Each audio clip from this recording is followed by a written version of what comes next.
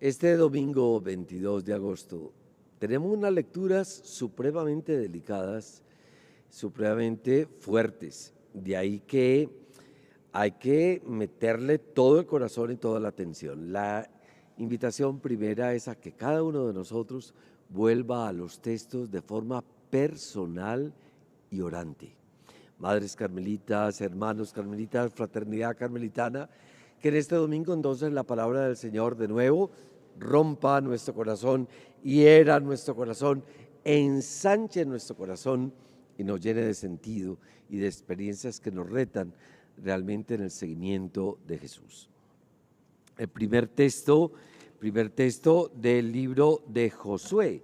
Miremos una parte muy importante. Entonces, y el pueblo respondió, lejos de nosotros abandonar al Señor para ir a servir a otros dioses, porque el Señor nuestro Dios es quien nos sacó a nosotros y a nuestros padres de la esclavitud de Egipto, quien hizo ante nuestros ojos aquellos grandes prodigios y nos protegió a lo largo del camino que recorrimos y entre todos los pueblos por donde cruzamos. También nosotros serviremos al Señor, Él es nuestro Dios. Hombre, que no es una obsesión mía aquello de los ídolos que hablamos mucho, sino que es algo que va a estar muy grande, presente en todo el Antiguo Testamento, contra los ídolos, contra los dioses falsos. ¿Por qué? ¿Cuál es el problema? Recuerden que los dioses falsos, todos los ídolos que nosotros inventamos, desangran al ser humano. Entonces ahí hay una lucha en el texto y el pueblo va a decir, no, lejos de nosotros, no queremos adorar dioses extranjeros, no, a nuestro Dios. ¿Y por qué nuestro Dios? Siempre la memoria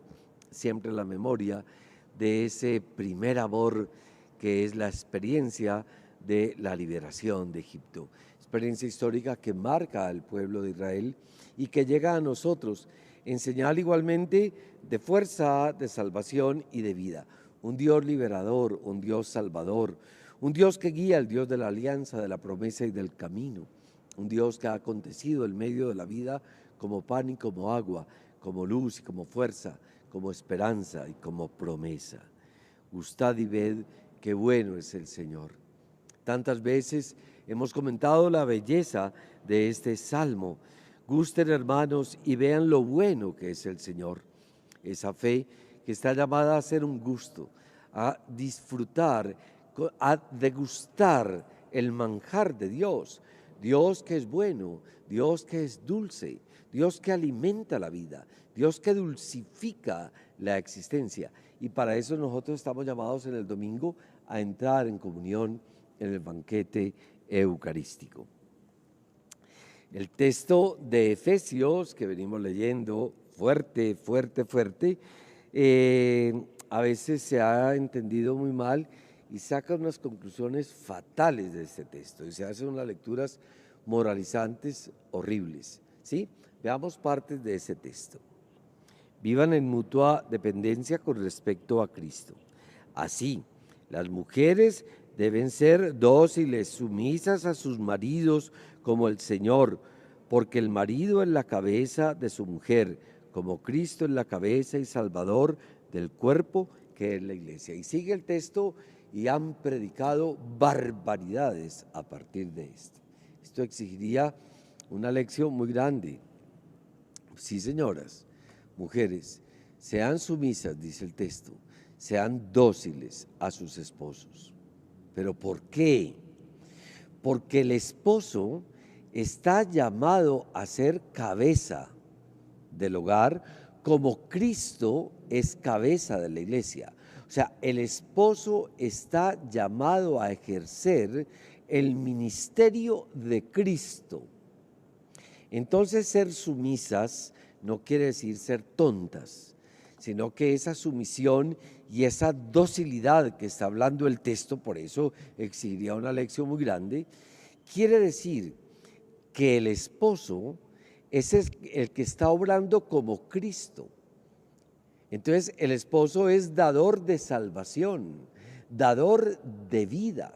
El esposo está entregando salvación a su mujer. El esposo está haciendo las veces de Jesús en la casa. O sea, bendición, providencia, perdón, mano que se tiende, persona que levanta, que dignifica. Entonces, esa sumisión quiere decir, mujeres, estén abiertas a la salvación que les llega a través de su marido, porque su marido es un hombre consagrado y es un hombre que está obrando en la persona de Cristo, como Cristo cabeza. ¿Cómo les parece?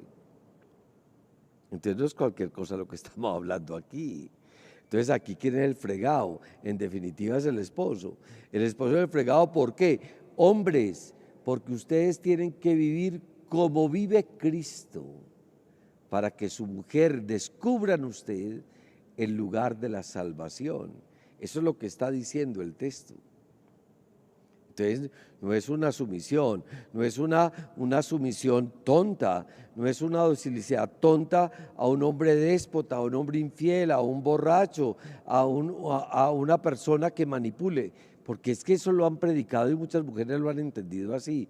No, señores, es como Cristo cabeza, así el esposo, el hombre, es como el Señor, como Cristo en el hogar, restableciendo, dando alianza, providente, amando, rescatando, dignificando, elevando, dando la divinidad en el hogar.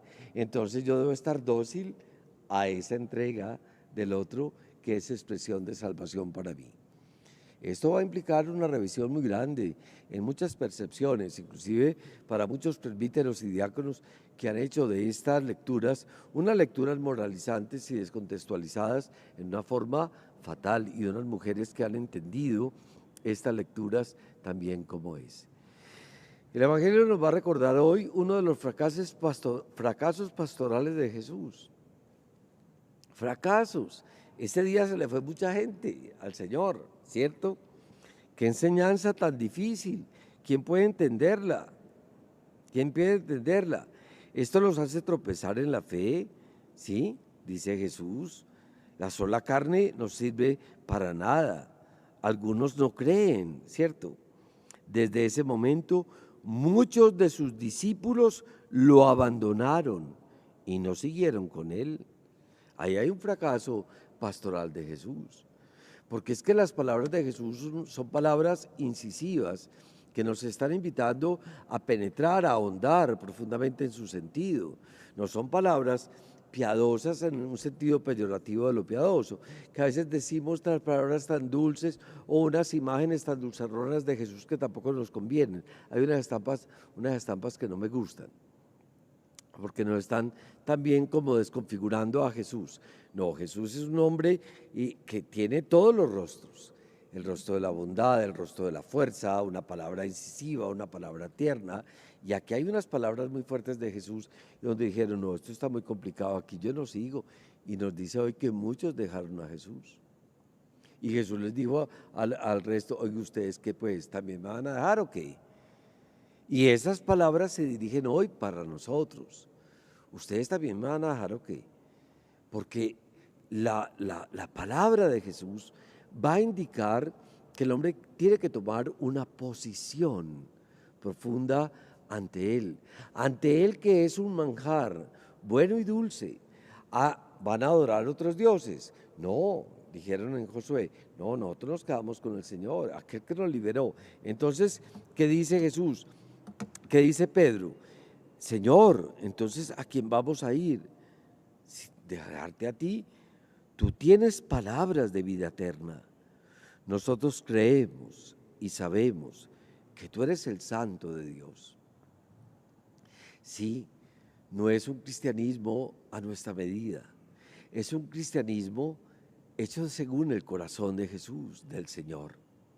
Escucharlo a Él, escudriñar su palabra, ahondar en su palabra, orar su palabra, experimentar en qué consiste la salvación. Ustedes también se quieren ir, pero Señor, si solo tú tienes palabras de vida eterna, que esa sea una aventura para ti en esta semana que comienza.